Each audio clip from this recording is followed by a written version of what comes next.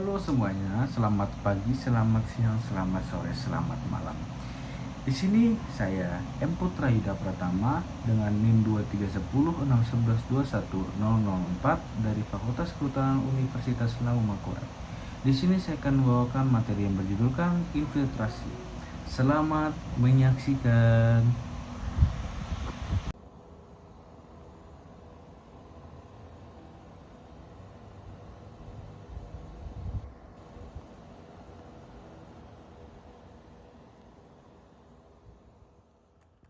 Baik, kita telah sampai di PowerPoint-nya. Di sini saya akan menjelaskan apa itu infiltrasi. Infiltrasi itu sebagai proses masuk air ke dalam permukaan tanah, ke dalam lapisan tanah melalui pori-pori dalam tanah.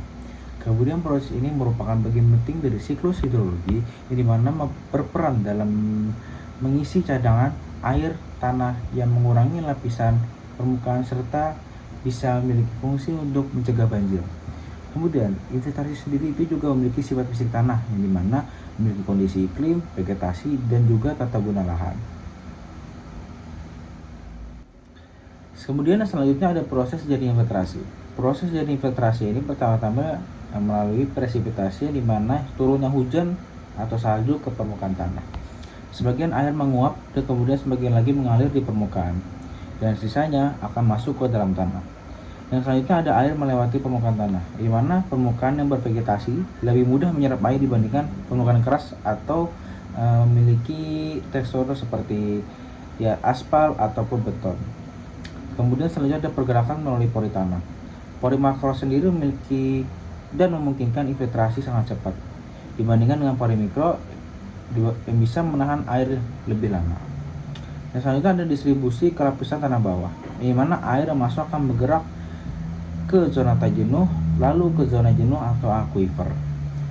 Terakhir ada hasil infiltrasi, di mana sebagian air tersimpan sebagai air tanah dan sebagian lagi kembali ke permukaan melalui mata air ataupun aliran sungai. Baik, yang selanjutnya ada faktor infiltrasi, di mana faktor ini berpengaruh terhadap lajunya infiltrasi. Yang pertama, faktor itu ada sifat tanah, di mana tanah berpasir itu bisa menyebabkan infiltrasi lebih cepat dan memiliki pori-pori yang lebih besar. Kemudian ada tanah liat, di mana infiltrasinya menjadi lebih lambat dan pori yang dimiliki tanah liat pun lebih kecil. Kemudian selanjutnya ada kelembapan awal tanah. Yang pertama itu ada tanah kering yang mana memiliki daya serap yang lebih tinggi. Kemudian ada tanah jenuh, di mana memiliki daya infiltrasi lebih sedikit atau lebih menurun. Kemudian ada vegetasi, di mana akar tanaman dapat meningkatkan porositas tanah. Kemudian ada serasah yang dapat menahan air hujan sehingga memberi waktu lebih lama untuk infiltrasi. Kemudian selanjutnya ada penggunaan lahan, di mana hutan memiliki infiltrasi lebih tinggi dibandingkan dengan lahan terbangun seperti aspal beton yang memiliki infiltrasi yang lebih rendah. Kemudian selanjutnya ada kemiringan lereng, di mana lahan datar itu memiliki infiltrasi tinggi karena limpasan airnya lebih rendah. Sedang lereng curam infiltrasi rendah karena air cepat dan mudah mengalir. Kemudian terakhir ada intensitas dan durasi hujan. Hujan ringan sampai sedang, lebih banyak air masuk tanah dibandingkan dengan hujan deras singkat, yang dimana menyebabkan lebih banyak air yang mengalir atau limpasan ke permukaan. Baik, yang selanjutnya kita lanjut ke pengukuran infiltrasi. Pada pengukuran infiltrasi ini, pertama kita bisa menggunakan alat infiltrometer atau cincin ganda, yaitu double ring infiltrometer, yaitu dua cincin logam ditanam di tanah, kemudian air dimasukkan ke dalam cincin, lalu laju penurunan muka air diukur dan digunakan untuk menghitung kapasitas infiltrasi. Kemudian kedua ada tensiometer dan alat kelembapan tanah, di mana kegunaannya untuk mengukur perubahan kelembapan tanah seiring waktu. Yang ketiga ada metode empiris dengan data air hujan sampai aliran, yaitu membandingkan curah hujan dengan limpasan permukaan untuk memperkirakan infiltrasi. Baik, kita lanjut ke perhitungan infiltrasi dan laju infiltrasi. Yang pertama untuk rumus umumnya yaitu ada laju infiltrasi sama dengan volume air yang masuk ke tanah kemudian dibagi dengan luas bidang tanah dikali T atau waktu dengan satuannya jam. Kemudian ada model perhitungannya, di mana ada model Horton, di mana laju infiltrasi ini berkurang secara eksponensial dari laju awal menuju laju konstan. Kemudian kedua-dua model Philip ini berdasarkan teori distribusi air dalam tanah. Berdasarkan teori distribusi air dalam tanah ini, selanjutnya ada model Green MT, yaitu menggunakan parameter fisik tanah yaitu porositas, kelembapan, dan permeabilitas.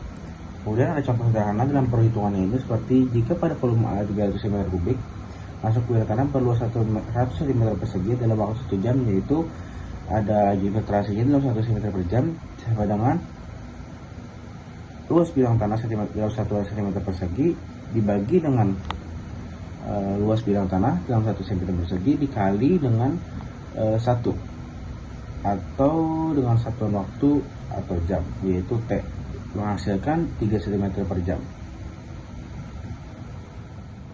Baik, kita telah sampai di bagian kesimpulan. Pada infiltrasi ini merupakan salah satu proses penting dalam siklus hidrologi, yaitu masuknya air dari permukaan tanah ke dalam pori-pori hingga ke lapisan bawah. Proses ini bukan hanya sekedar pada peresapan air ini mana, tapi juga menentukan bagaimana air hujan akan didistribusikan antara yang tersimpan sebagai air tanah yang menguap kembali ke atmosfer maupun yang mengalir sebagai lipasan permukaan. Dengan kata lain, infiltrasi ini menjadi penghubung utama antara hujan dan ketersediaan air tanah. Proses infiltrasi ini sangat dipengaruhi oleh beberapa faktor. Seperti tadi kita jelaskan, jenis tanah misalnya memiliki peran besar, seperti tanah berpasir memungkinkan air meresap lebih cepat dibandingkan tanah liat yang porinya lebih kecil. Selain itu, adapun kondisi awal kelembapan tanah juga menentukan di mana tanah kering biasanya merap air lebih cepat daripada tanah yang sudah jenuh.